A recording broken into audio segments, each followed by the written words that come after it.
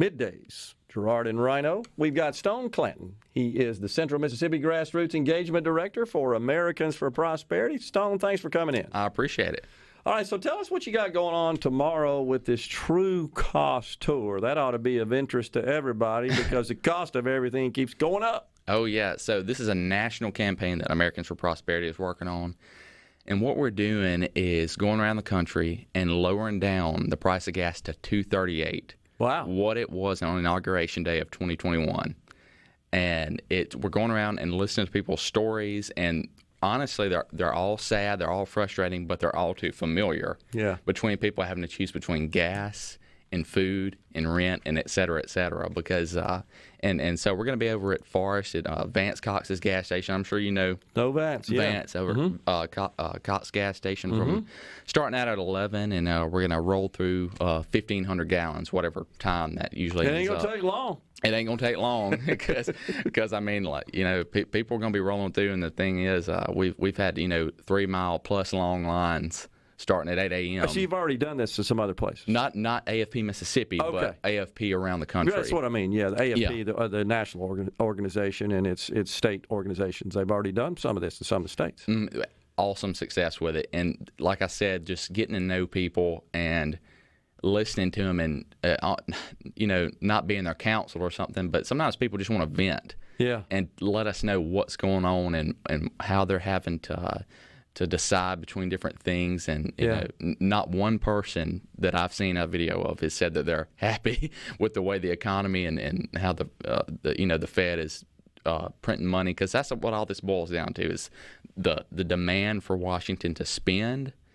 Therefore, they have to have more dollars to do that, so they just print, and it's not just the gas thing again. Yeah, people see that the red or green or blue sign that just goes up every day, and that's what people see. But it's also affecting groceries. People don't go in stores and look at every little price. They're just going in there and just picking up whatever. So they don't necessarily always see that, but they do see that sign. And I'm not saying we are going to go do something else, but we are talking about doing some other things, not just at gas stations, but we're just wanting to help some people out and send a message to D.C.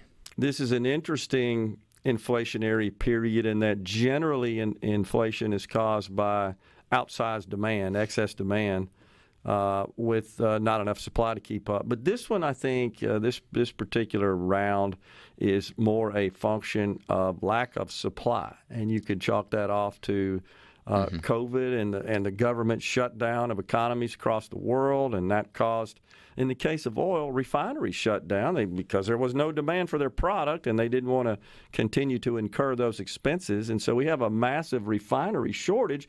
But now we got a president and a government that's run by people who says, we want to put you out of business. But, in the meantime, can you go ramp up production some so that we can bring the price down because we got to get reelected? I mean, that's what I'm seeing.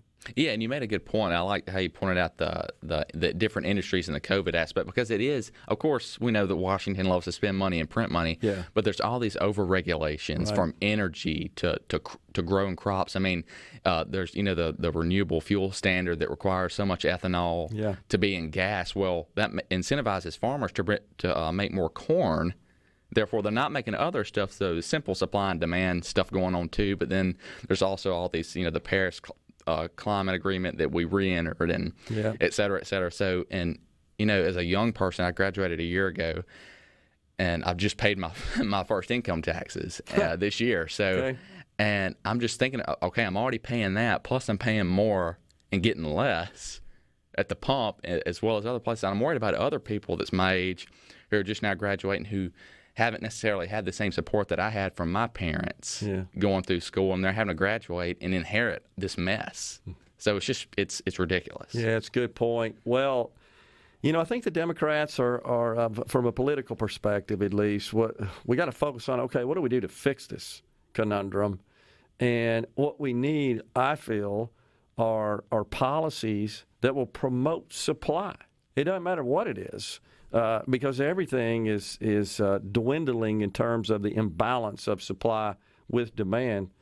Automobiles, groceries, oil, chips, computers, you cross the spectrum. But we have a government that doesn't seem to be on board with promoting an increase in supply. Their focus is, let's go print more money and dole it out to sort of offset these higher costs. We got the state of California is announcing right now they're getting closer to sending out money to every Californian to offset the cost of gas, like debit cards, if you will, that can be used at the gas pump. Yeah, and I know we got the whole gas tax holiday coming out, which is a facade, to say the least, because it's just a carve-out. So, and that's not going to fix the problem long term. Regardless of what anybody says, we are in a recession. We might change the definition over time, but yeah, it's not just simple short-term policies. We got to think long-term. Yeah, I agree. So you said that in these events where you're putting gas on sale, like you're going to do tomorrow in Forest, Mississippi, Vance Cox's facility. It's a convenience store over there, right? Yeah, 503 West 3rd Street, Forest, Mississippi. It's just called Cox Chevron. Cox Chevron, okay. Start out at 11. Great. That sounds fantastic. So $2.38. $2.38. That's what the price of regular will be. Is that correct? Correct. Okay. We are doing regular gas. Okay. And no RVs, no gas pumps, no lawnmowers, just regular everyday vehicles. Okay. All right. So, and what you shared with us is that in having these events across the country, the feedback you're getting is that people aren't happy about this situation. Oh yeah. Do you feel or find that from AFP's meetings and discussions with these folks that vote, or is it going to impact their voting preferences? For sure. I can't get too far into the political aspect of it, but for sure, I think there's going to be a major shift in what we're doing. Like I said, it's just I don't think anything's going good right now, and I don't know. It's going to be interesting the rest of this midterms. Yeah, it certainly will. So.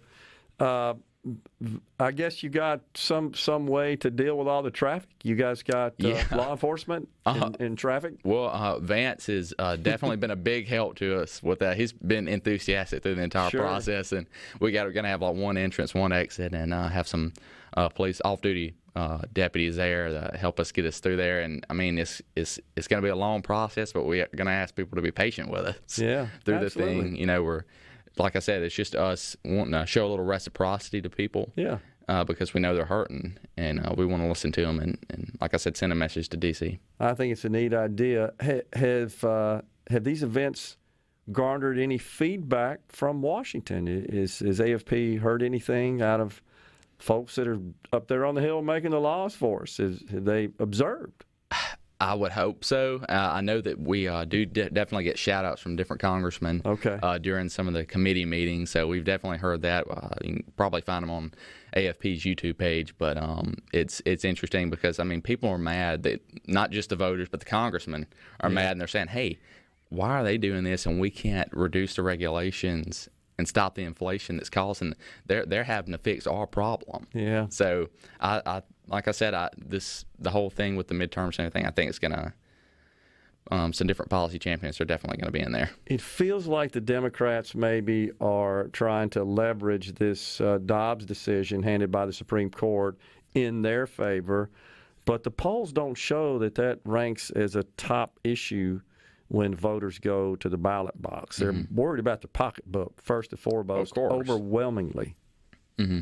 No, of course, yeah. I mean, of course, I know there's always the hot button, red meat issues, but this is affecting everybody. It doesn't matter if you're black, white, rural, urban, rich, poor. It's affecting me. It's affecting my girlfriend and my family. I'm sure it's affecting you and all the listeners here. Sure, absolutely. Because when you start, it honestly, it starts at the you aspect of it. Everybody can always talk about these different stats and quotas and all these different things and get into the policy mumbo jumbo, and that's great because you have to know those things, but at the end of the day, it's going to be about what affects people. Yeah, no doubt about it. Just looking at this California plan, they're going to return $9.5 billion to taxpayers. Just for perspective, the entire state budget of the state of Mississippi is less than $6 billion. Single people who make less than $75,000 and couples less than $150,000 are going to get $350 per taxpayer plus an extra $350 for each dependent. They're just going to send them money to offset the cost of gas, rather than addressing the true problem, which is over-regulation, which is generating less supply than we need. Well, in their minds, that's going to incentivize more work too, right? Oh, man, so crazy. Stone, thanks for coming in, man. I appreciate Good luck with it. the event. Please tell Vance I said hello. Appreciate I will. it, man. Appreciate y'all. Yeah, thank you, Stone. Stone Clanton, the Central Mississippi Grassroots Engagement Director, Americans for Prosperity, talking about the True Cost Tour that's going on tomorrow. Gas for $2.38 over in Forest. Stay with us. We're coming right back.